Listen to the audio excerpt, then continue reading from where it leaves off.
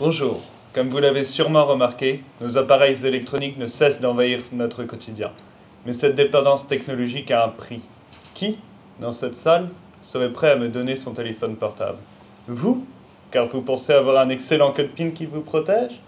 Et si je vous disais qu'on peut accéder au contenu de votre téléphone, non pas par piratage informatique, mais en agissant physiquement sur les composants qu'il renferme? Inquiétant, non?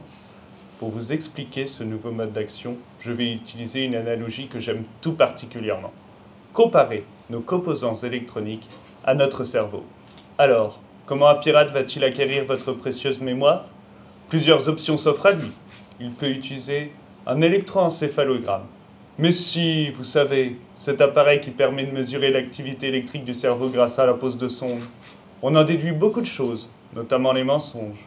Et de fil en aiguille, on peut en déduire vos petits secrets, mais ce n'est pas simple. Une autre solution, beaucoup plus directe, serait de vous opérer et de soumettre vos neurones à des situations extrêmes afin de générer un lapsus révélateur. Comment se protéger?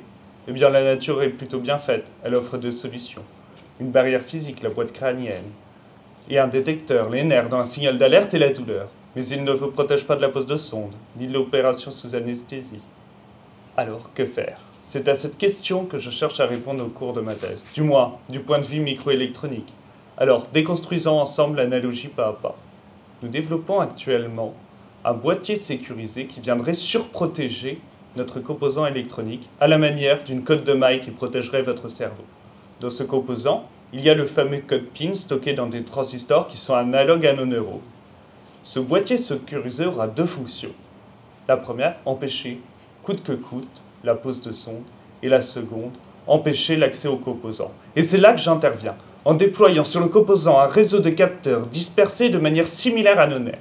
Ils sont disposés de manière si dense qu'aucune prise de contact est possible. De plus, chacun de ces capteurs envoie en permanence un unique message d'origine magnétique à ses voisins, dont le contenu dépend lui-même des messages qu'il reçoit. C'est une sorte d'équilibre. Ainsi, la moindre tentative d'intrusion par modification d'un ou plusieurs de ces capteurs modifiera l'ensemble des messages échangés. C'est un effet papillon, petite cause, grande conséquence.